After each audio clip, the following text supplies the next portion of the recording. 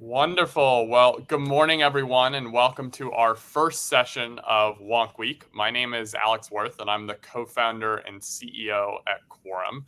And we've got an awesome 2 days of content ahead of us. We have a total of 17 sessions and 23 different speakers that we're excited to have you join for. And we're kicking that off this morning with Danielle Burr to talk about stakeholder mapping and communication strategies. Before we dive in, just want to share a couple of housekeeping things. First off, the session is going to be recorded and will be available after the event if there's key insights that you have to want to capture or people you want to share it with. Second, on the right-hand side of your screen, you're going to see a chat box and Q&A submission form. We encourage you to use the chat throughout the session to share insights and submit your questions to Q&A as you think about them. We'll make sure there's time at the end to go and make sure that we answer any and all of your questions.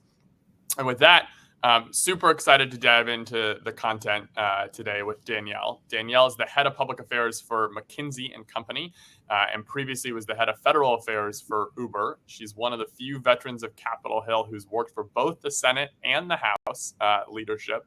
She served as the director of external affairs for House Majority Leader Kevin McCarthy, where she was tasked with facilitating effective relationships between key stakeholders, industry leaders, and the GOP leadership.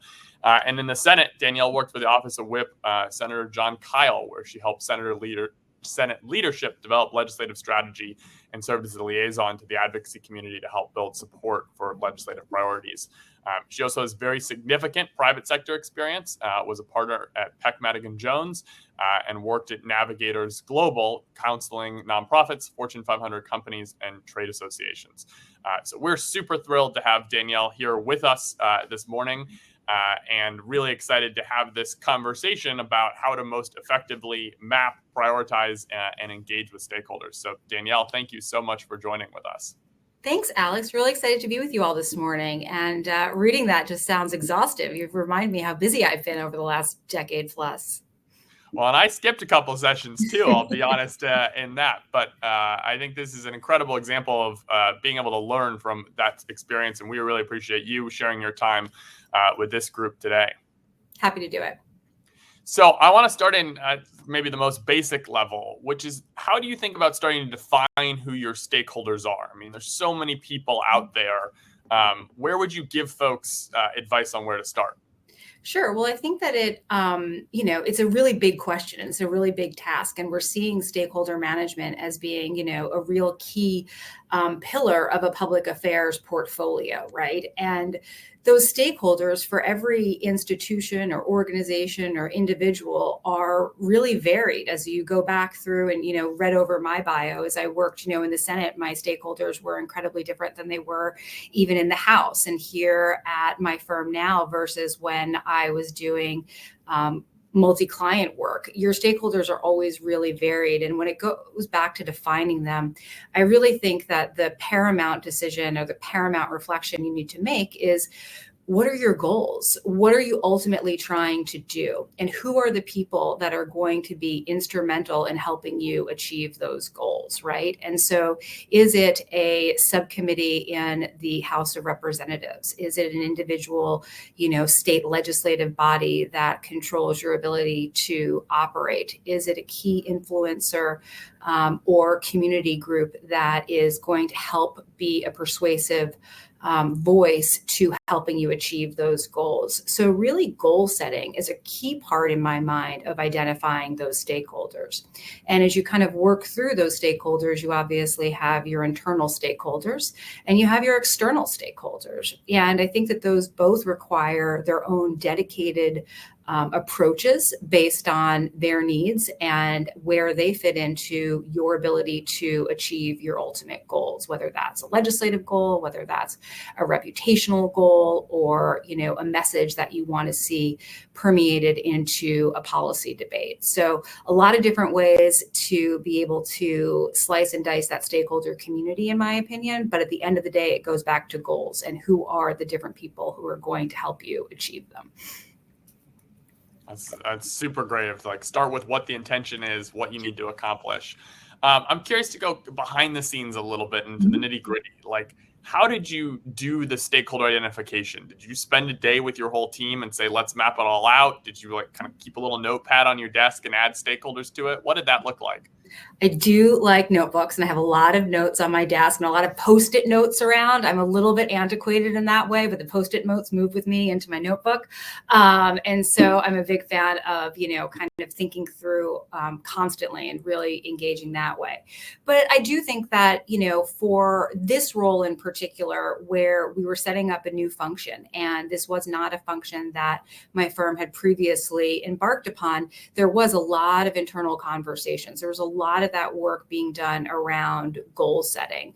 What were we trying to achieve? And again, that goal is different, depends on where you sit. And so as I look back to maybe experiences that I had when I was serving in the multi-client sector, a client would come and they'd have a very clearly defined goal. Maybe it was to pass a piece of legislation or to stop a piece of legislation. And so who are the key voices that are going to be able to help you advance those goals?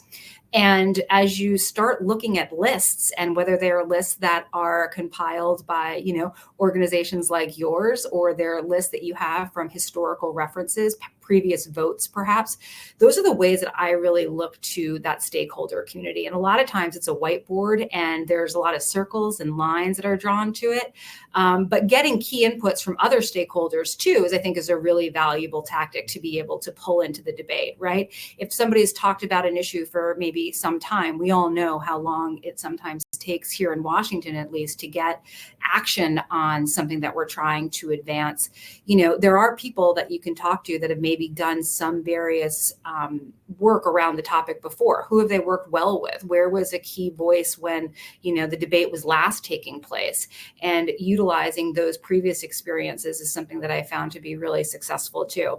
And when you're identifying champions, if you have people who are, committed to your issue and committed to helping you advance your goals, asking them, what else do they need? Who else do they need to hear from? Maybe there's a lot that they're hearing from, here in Washington, but they're not hearing it from constituents, or they're not hearing it from a particular community that's important to them. And so really asking your champions as well is, I think, a great place to really begin those Post-it notes, if you will, and start jotting them down. But every chance you get to ask somebody who else would be important to bring to the debate is kind of a foundational question.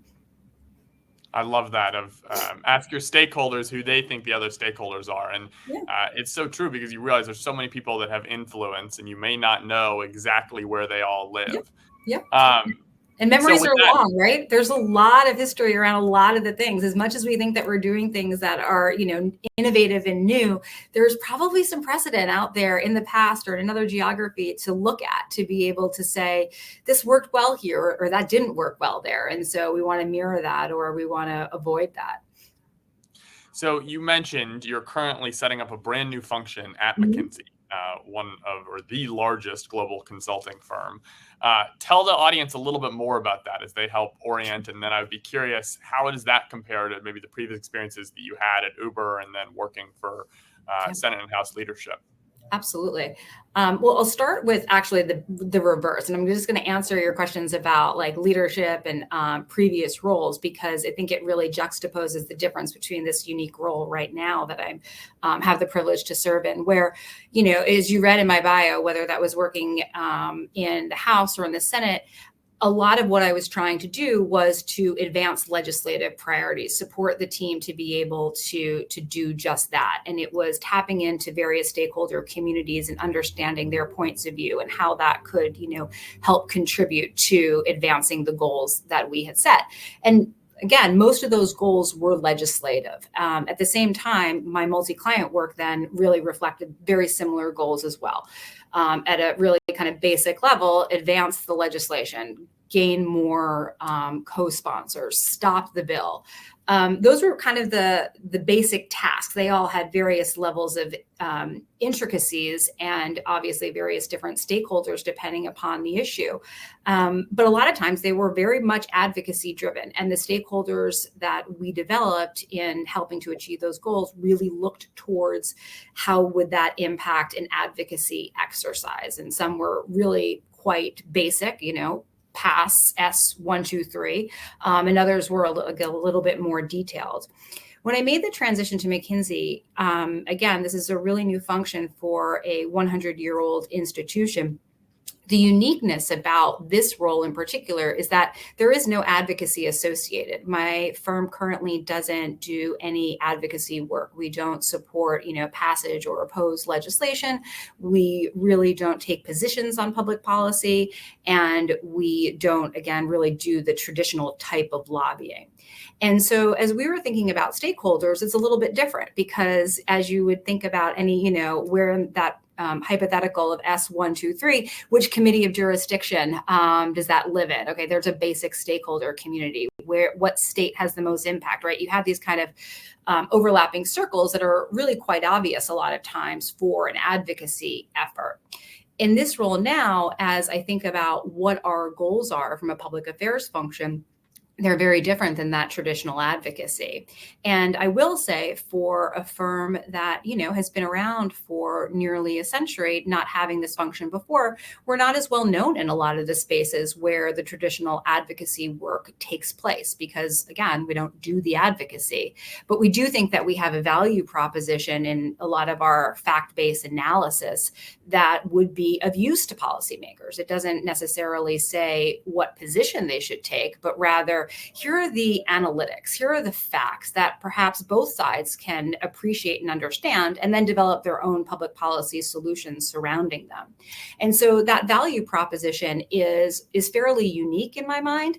And it has allowed for a really vast community of stakeholders, because if I pick any one policy area, any one topical area, there's a lot that our firm here can speak about from an analytical standpoint. And so I might have topics that are of interest to a stakeholder community in, the sustainability space, or I have topics of interest in the workforce space. And so those concentric circles of where the overlap exists as we define our value proposition is really where I have focused, and our public affairs efforts have focused on educating stakeholders about the work that we do and the value proposition that we can have as they seek to advance their own legislative goals.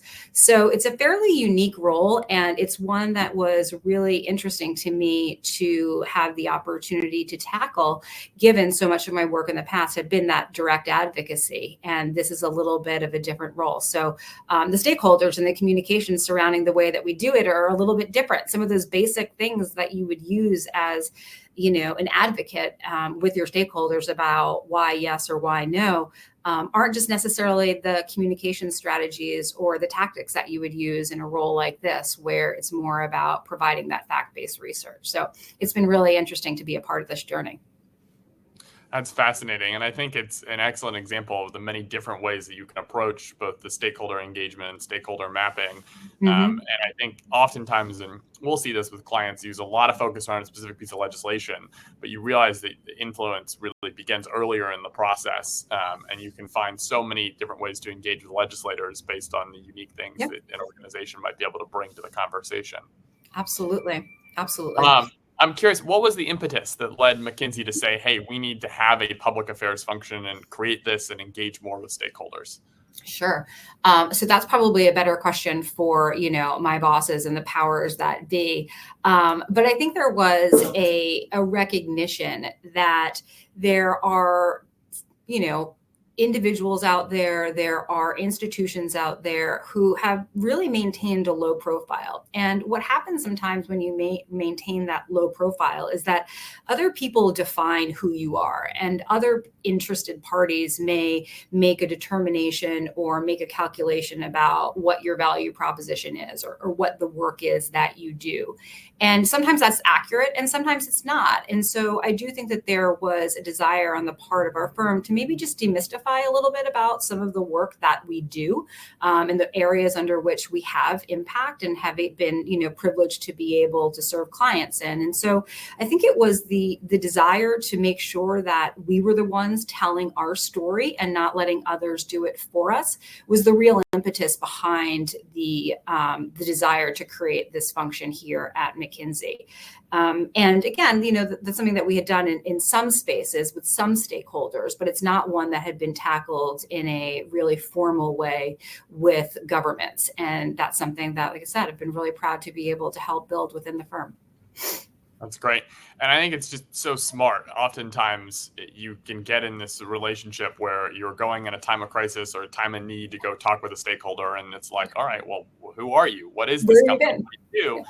And exactly to your point, it's defined by what they've read in the press or what a friend might have told them. Yeah. And if you can build that relationship up in advance and share more about the good work, the story, the work of the organization, it just gives you so much more leverage when comes time to either make the ask or defend against something or talk to something. So really see it on the cutting edge. And I think it's even more both admirable and worth acknowledging that McKinsey has made that step without even having a specific public policy priority in mind and saying, hey, we need to build that foundation out there. And I think it's interesting for many of the viewers that are listening in who probably focus more on, hey, we need these public policy priorities to happen, to realize that there's a whole foundation building piece before that many organizations I do think end up missing. Absolutely. And I will say it's been an interesting journey because so many of our external stakeholders are conditioned to say, okay, what's the ask? What do you need from me? Where, do you need me to do something? And oftentimes the, conversation is, no, there's no ask. We just need you to know that we're here if you have, questions or you need more information. And, do you want to talk to one of our contributors to a, McKinsey article about something? And that's really the interesting part that I didn't quite anticipate as we were embarking on this journey, that a lot of these stakeholders were so conditioned to having that, response to, okay, great, what can I do? And it's interesting to think about, we're just here to offer this perspective and not everybody's used to it, but it's been a lot of fun to just say, no, just no, we're here, not trying to ask for anything just yet. But it's been a lot of fun.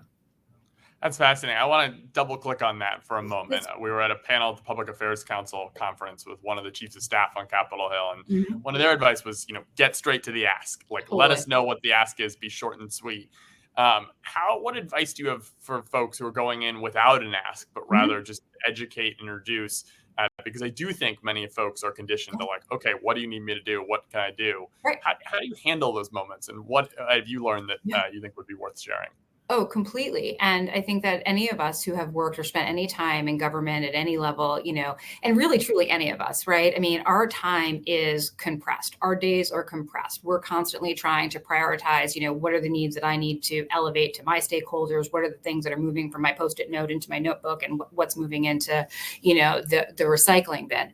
And so what I try to do really immediately within the conversation is to be able to say, I have no ask of you today. I really want to make sure that you view us as a resource. And that's what I'm here today to be able to talk to you about, because I've noticed, an interest that you might have on this topic that I too have an interest in. And so I just want you to know that this resource is available. And here's why I think it will be an important one for you.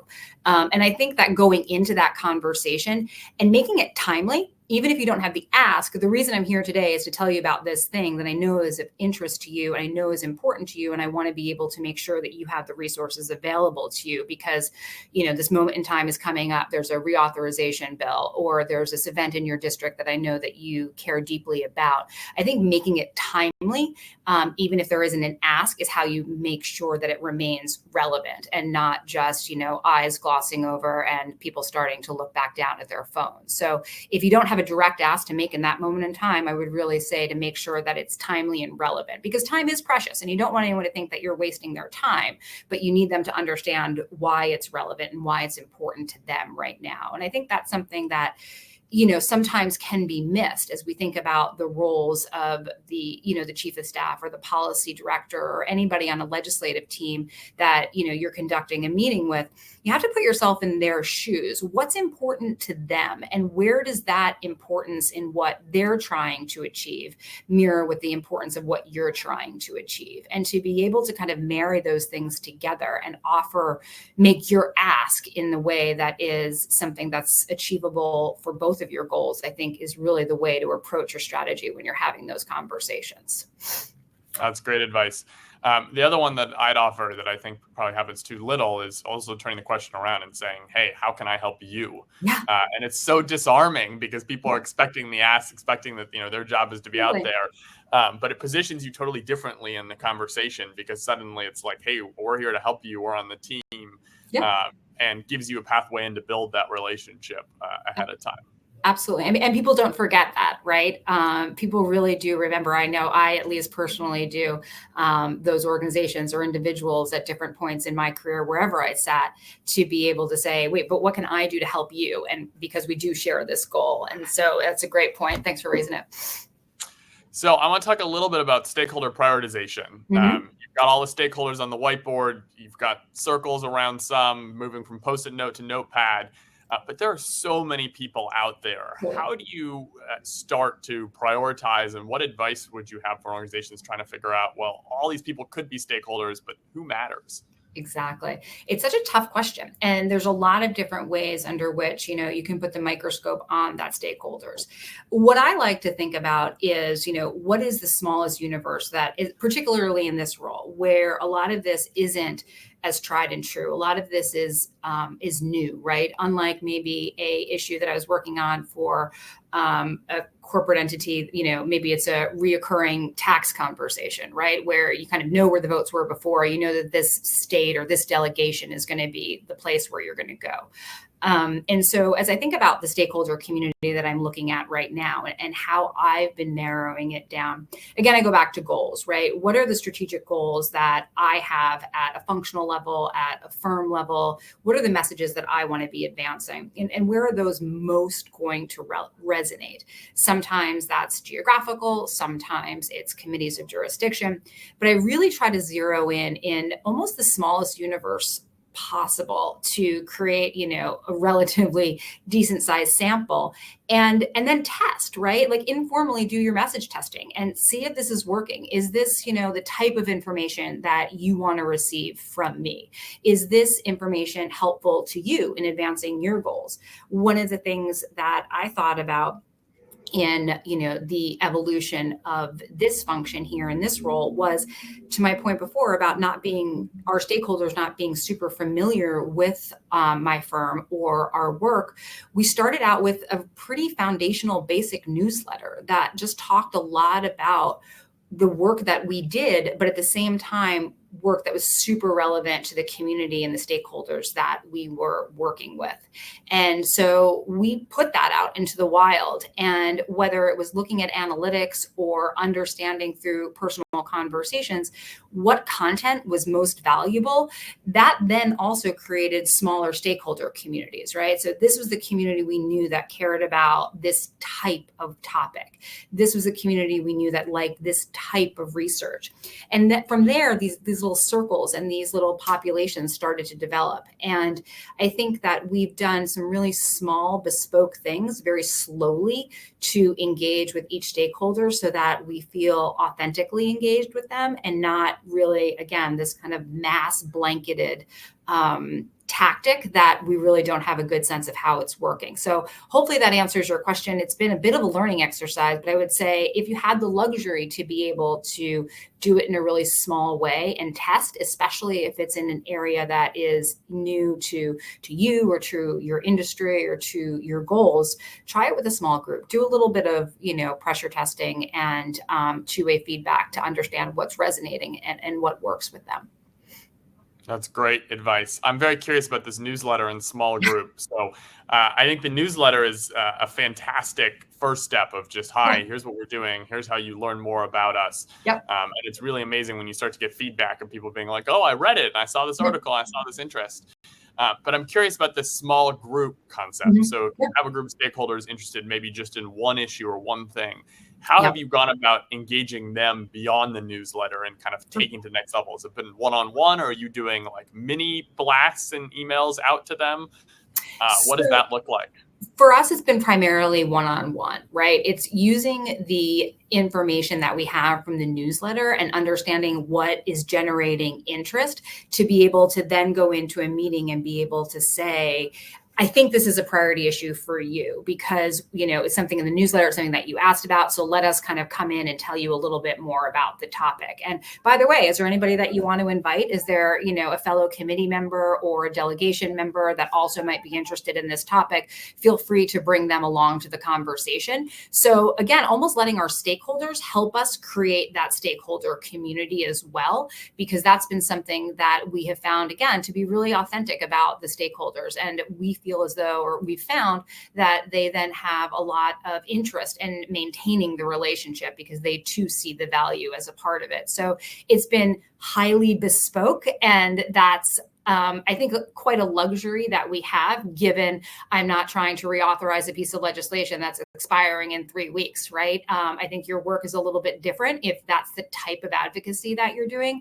but mine has been incredibly slow and deliberate and really one-on-one, one on twos, threes, and fours. So that's the luxury that we've been able to have in the way that I've been deepening those relationships. That's great and very thoughtful. As you think about these individual groups, how do you think about tailoring the message to be relevant to specific groups of stakeholders?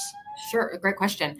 And again, it's pretty bespoke. And let me tell you where we went, at least with the evolution of the newsletter, right? So the newsletter was timely content, at least in our minds, that was going to be relevant to each stakeholder, whether that was a state audience, whether that was a federal audience.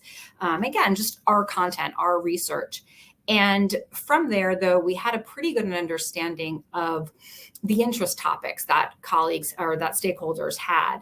And from there, we developed a website. And again, this isn't rocket science, but it is a website that is designed with our audience in mind, in that they understand, or it's written in a way that the audience will appreciate, right? Recognizing what their goals are.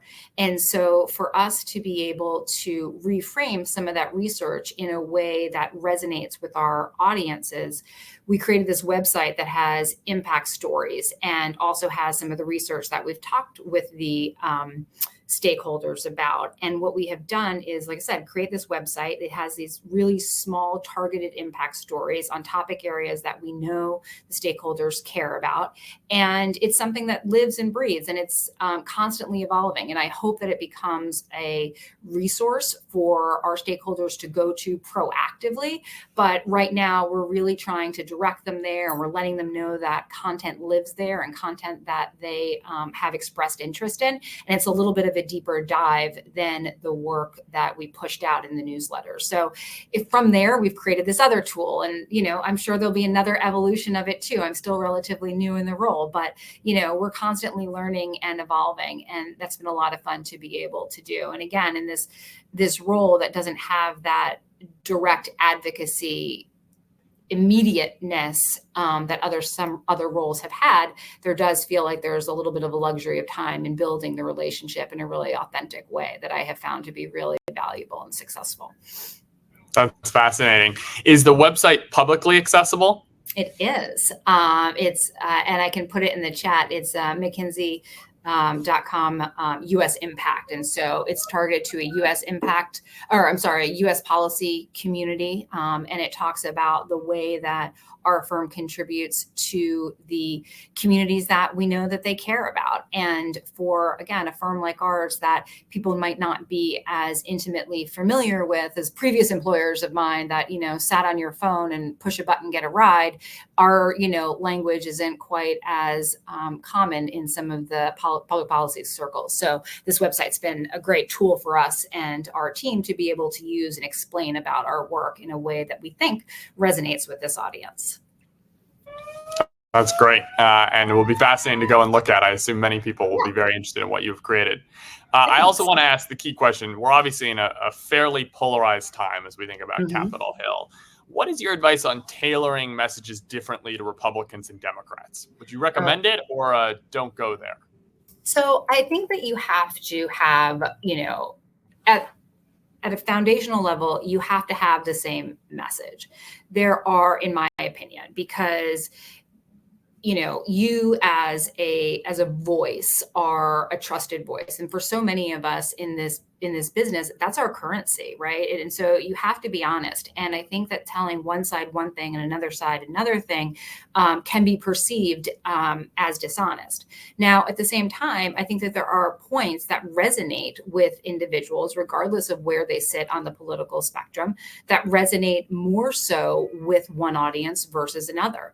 I think the same is true geographically. Are you an urban state or are you a rural state? What's the impact on this is, the legislation could or couldn't have on a specific industry. I don't think that you need to have necessarily different approaches, but I think you need to have different points that you can reiterate depending upon where somebody sits on that political spectrum to be able to reinforce. What resonates with, a rural red state member might not be the same point that resonates, with the urban blue state, but there has to be commonality in the overall theme and why you're trying to advance your goal, that you should be able to communicate accurately to both sides. And so I have found that to be, in my experience, the most trusted way to go about it. So I would encourage folks to speak directly, but recognizing there might be other more persuasive points that resonate with your audiences based on where they sit, again, geographically or ideologically. That's really helpful. And I think the trust piece ends up being so important of just how do you build a base layer and make sure that continues.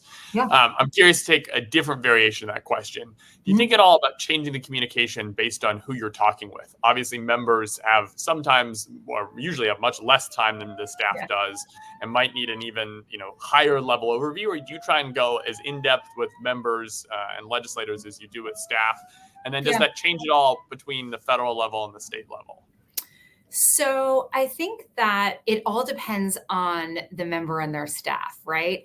And I think that we've all seen that. We all know members that want to go a little bit deeper when time allows, and we also know staff who are saying, give me the 30-second version as I'm walking from A to B, and you can come with me on that. And so understanding your audience, I think, is really key, and doing your homework to be able to know, okay, what is the staffer's exposure to this topic? Is it something, they staff the boss on the committee of jurisdiction on, and they probably can go fairly deep on the policy? Or is it somebody who doesn't serve on a committee of jurisdiction, may not have a close touchstone to the topic. And so I need to be able to stay pretty high level and follow their lead to go deep. And I think the same is true for members, understanding their historical point of view, understanding, their connectivity to the issue is something that's going to allow you to make the most persuasive use of your time. Now, sometimes it happens when we least expect it, right? All of a sudden you find yourself with a member whose meeting just canceled and you get to go for an extra 20 minutes on your topic. Or the more likely scenario, votes get called and you've got actually 3 minutes to be able to make your case. And so I think being nimble, being able to go deep when a member wants to go deep, I think is, beholden on all of us to be prepared for, but also recognizing their interest in the topic, their exposure to the topic, and presuming that you don't have a long time to be able to make your case, I think is probably a good foundational tool. But, taking their lead and understanding where they might want to go on a topic is probably good prep work to do. That's great advice. So we've talked about a couple of different varieties of getting the message out: the one-to-one, one-to-few communications, the email newsletter, more specific audiences. Curious from some of your past experience, have you had any luck with paid advertising, more aggressive stakeholder engagement, kind of communication efforts? And what advice would you have for folks if people are saying, hey, I need to take and get my message out at a whole nother level beyond what I could possibly do over one-to-one or one-to-many communications, or just simply over email? Absolutely. One of the things I think that we've seen in our, work over the past more years than I can count is the increase of, noise that comes into our stakeholders. The amount of information that they are receiving minute by minute is really tremendous. And so your ability to break through that noise, however you need to, it is really important. And one-to-one meetings are critical, building the trust, building the relationship. But a lot of times what I talk about is the environmental conditioning that's required in order for a decision to be made by one of your stakeholders. So if the first time that they're hearing about something is, in a one-to-one meeting, that's great. But where else are they going to hear it? Are they going to read about it in their, local feed, or are they going to hear about it from another constituent or another, similarly linked stakeholder?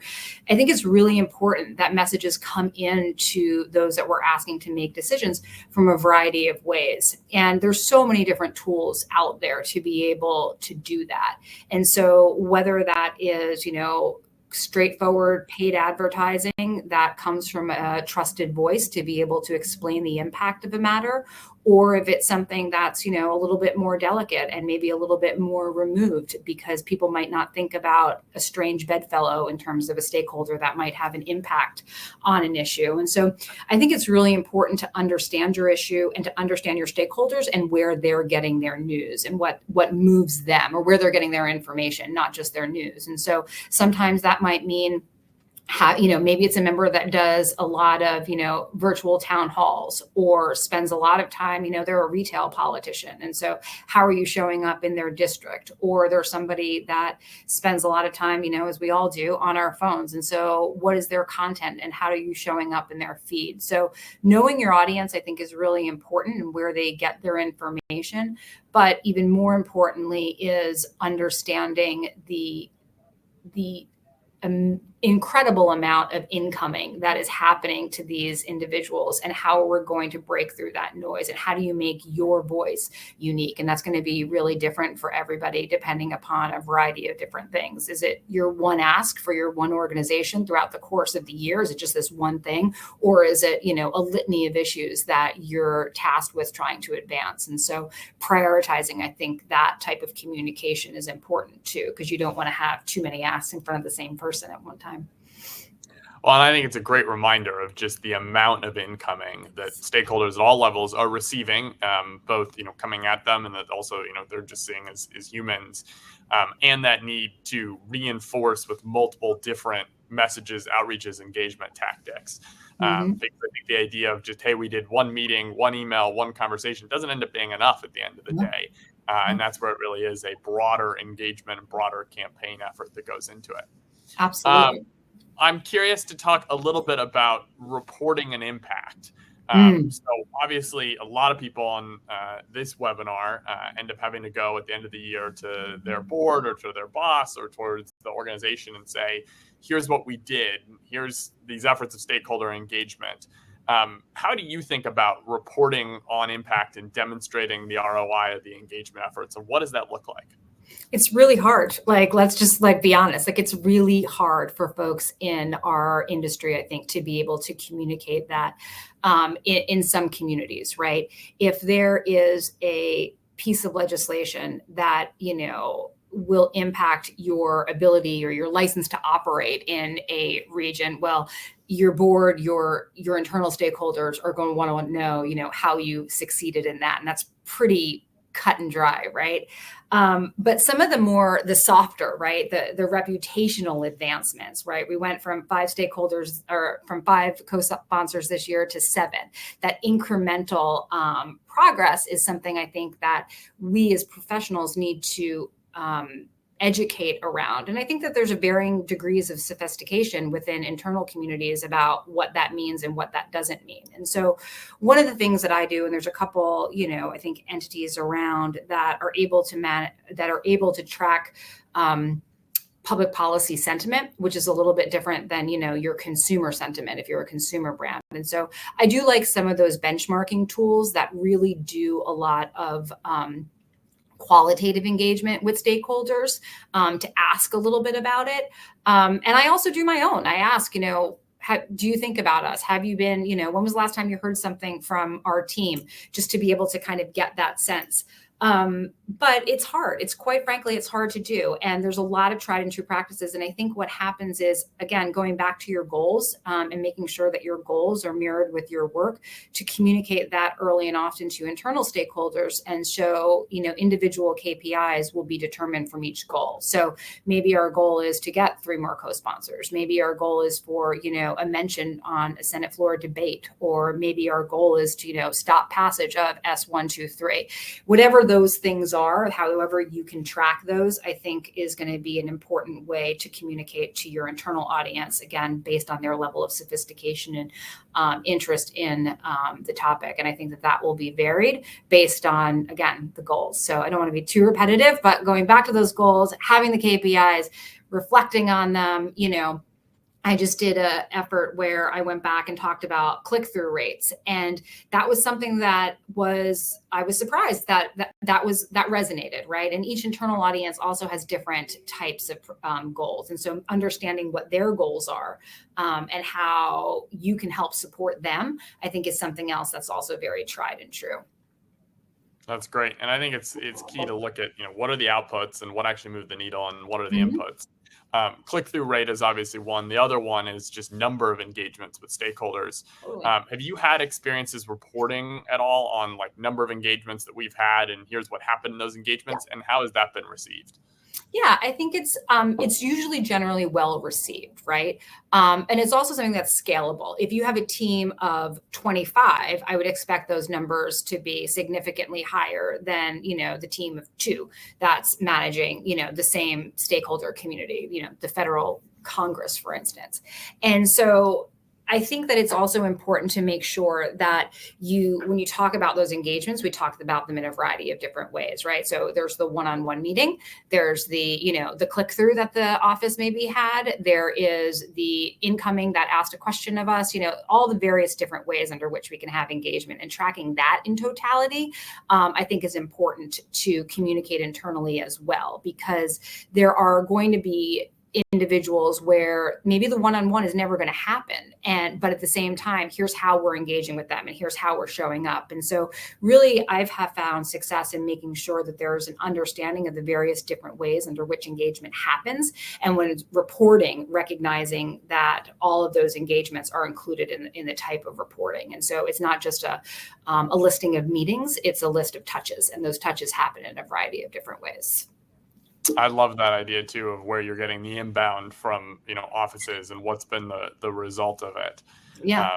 That's been again, a new function. That's been something that for me has been incredibly rewarding, as opposed to, an incoming into a general mailbox. People actually have a point of contact and they know who to pick up the phone or send the email to. And that's been a real, tangible way to explain internally as well that the work that you're doing on profile raising is resonating, right? People actually know who to call and aren't just sending info@company.com. That's great. I've got one more question here, and then we're going to open it up to Q&A. So would encourage our folks listening in, if you've got questions, click the Q&A on the right-hand side and come and add them overall so we can ask Danielle. But maybe my last question, how do you think about communicating to internal stakeholders? We work with a lot of organizations who get what's public affairs? What is the government affairs team doing? You all seem very busy in Washington, but I don't understand. And obviously realizing that, when you work for large companies, large associations, nonprofits, there can be, hundreds, if not thousands of people all trying to figure out what government affairs is doing. And you almost have the same external stakeholder challenge that you have internally. How have you thought about doing that internal communication that makes people aware of the value of the work that you all are working on, but at the same time, navigates those that, might be interested versus those that might be influential in it?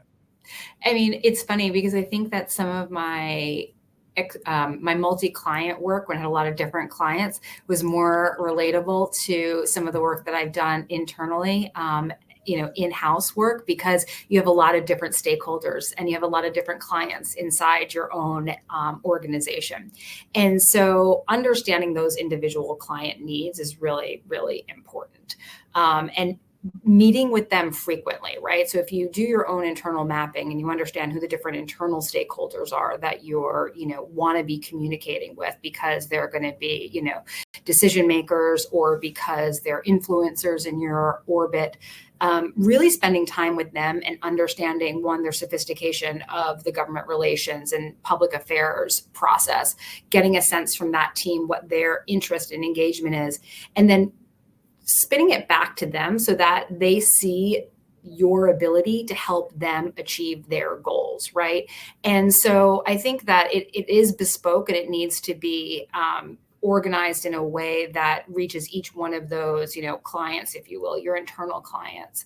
And so the report that I might issue for a board is going to be, very high level, very, kind of annual report that talks about all the different things that happened. Whereas for a particular business unit, I might just focus on, one element of a policy area under which, things are happening on a daily basis. And so I really think understanding the goals of each internal stakeholder and how you help to support them is the key to having your work resonate with them. And then you can build a partnership as well. Because you're right, I don't think a lot of people have a deep appreciation for the type of work that we do. But at the same time, politics is a, national pastime. And so everybody does have an interest and has a perspective on it. And if, they're not afraid to offer it sometimes. So again, understanding their goals and how you can help advance them through your work, I think, is something to really understand with your internal community. That's a great answer. So I want to open it up for questions. Feel free to put your questions in Q&A and we'll work through them. The first one that's got a couple of upvotes. What are some key strategies that can be used by nonprofits and associations to educate stakeholders on proposed legislation other than newsletters? Sure. In the nonprofit space, I think that there are a lot of opportunities to connect with influential stakeholders in a way that, understanding their philanthropic goals, where do they spend time in the district? Where do they, like to donate their time? Or do they have a personal interest with, maybe one of the pillars of your nonprofit?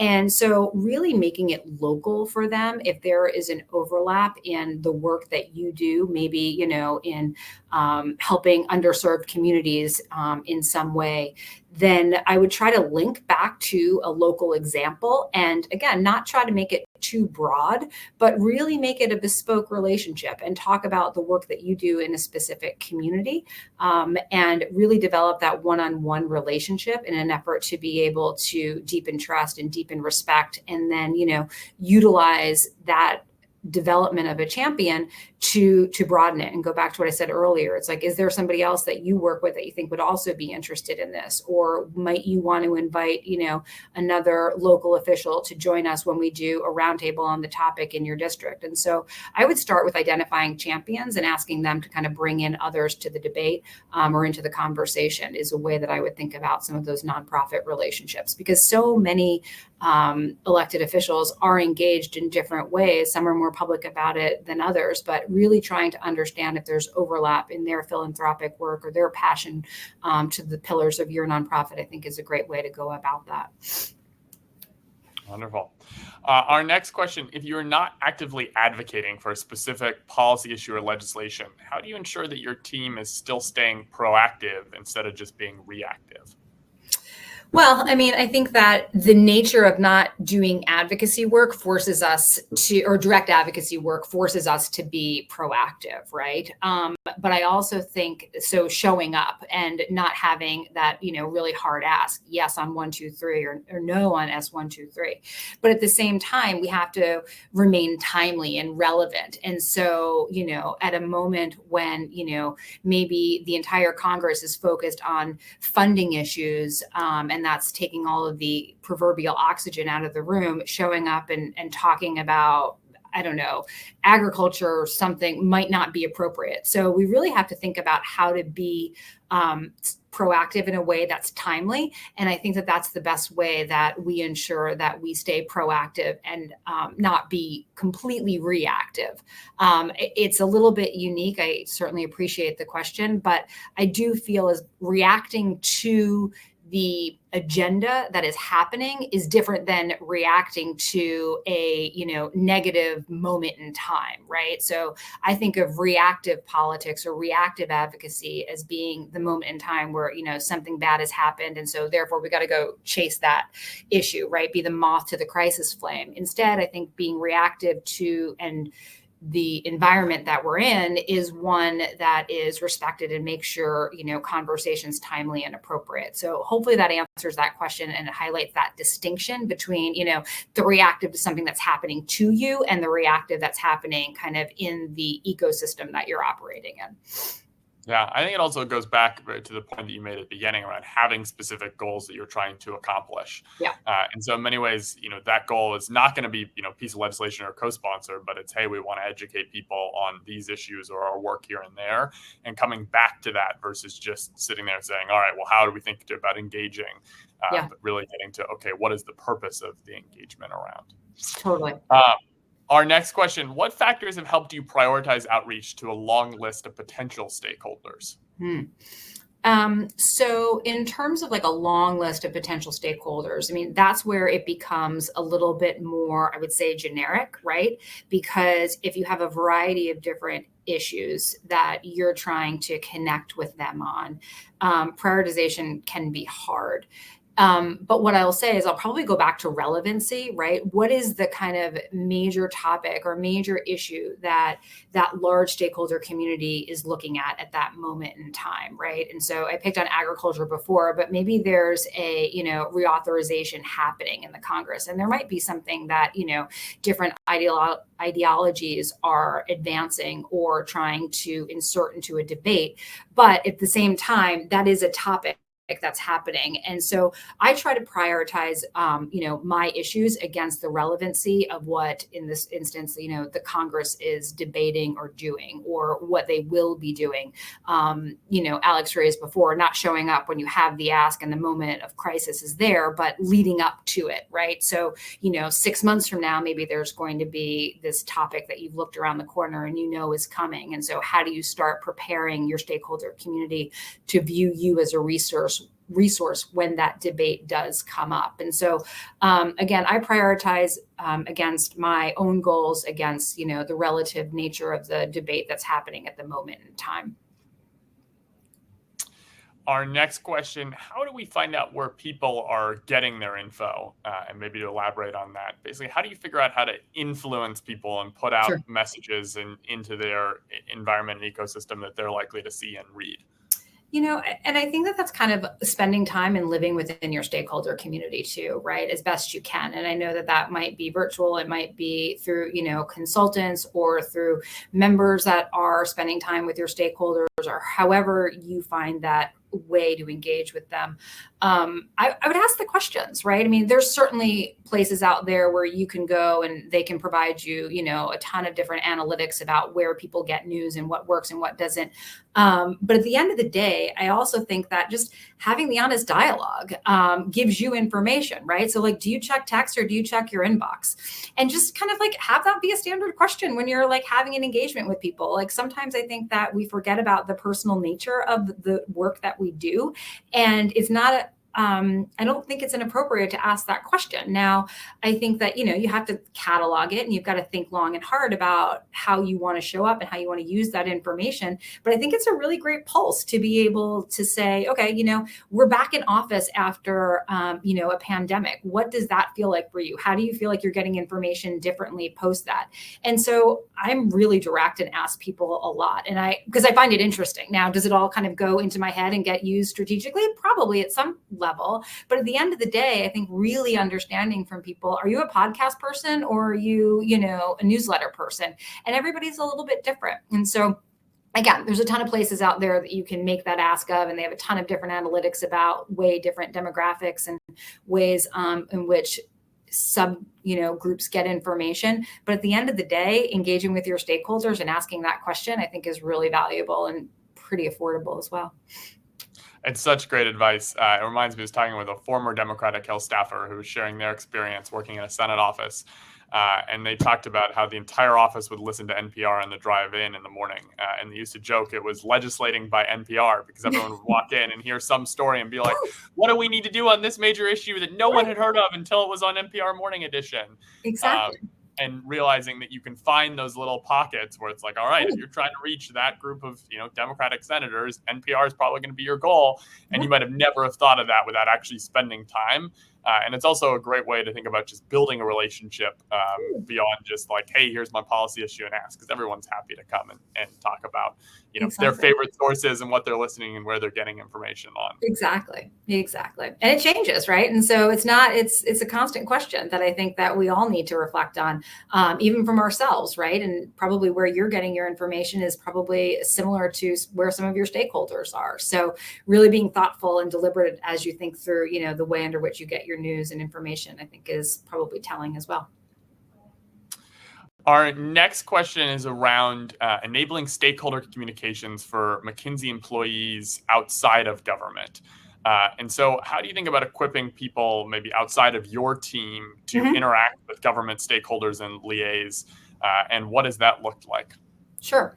So I think, we are a 45,000 person company around the world. So there's a lot of different ways and a lot of different tactics that our colleagues in various geographies use. We are also an incredibly mission-oriented company, and we all kind of share that mission. And I think that that's something that's really foundational to us and our culture. We talk about it a lot. And so some of those kind of inherent messages are just foundational to us and to our colleagues. And so that's the way that we talk about our firm to, really anyone that would ask us. I don't have a program in place, as I've had in other operations where, we have a large group of colleagues that are armed to be able to go out and have those conversations, in which case, you provide them with talking points and you provide them with, the right information. It's just not something that we do here, but I've seen it work really successfully in other organizations where you create an ambassadors program, if you will, from, regional leaders or business leaders in key geographies.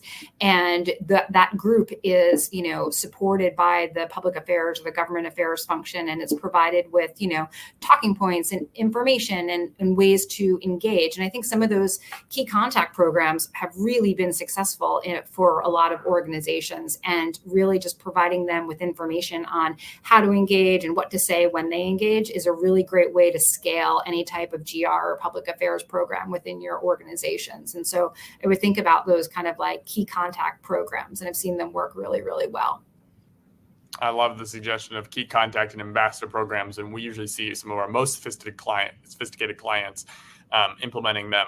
I'm curious, what advice would you have about what level of sophistication or size or issue you would be facing that would really lead you to say, hey, we need to invest in a key contact or an ambassador program? Where does that fit in the journey of building a public and government affairs function? Sure. It's a great question. And I think that it depends on your organization, right? How large is it? How much of your work is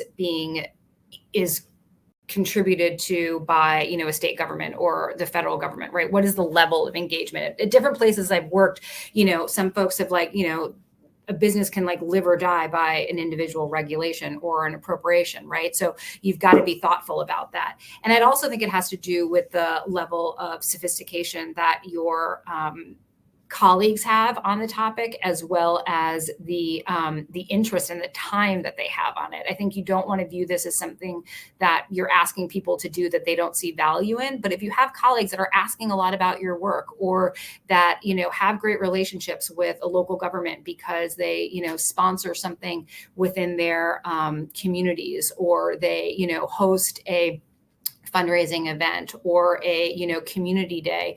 I think a lot about who my internal stakeholders are, what their level of interest is in the topic, and I'd start there. And I would say it doesn't have to be hundreds of people on day one, but use your powers of persuasion and influence to grow the program, create a little buzz. Think about 4 or 5 individuals that are key influencers in your organization in maybe key areas of geographical importance to either your stakeholders or your internal organization, and grow it from there. And again, start small and test it and see what works best for you. I think that's kind of a common theme.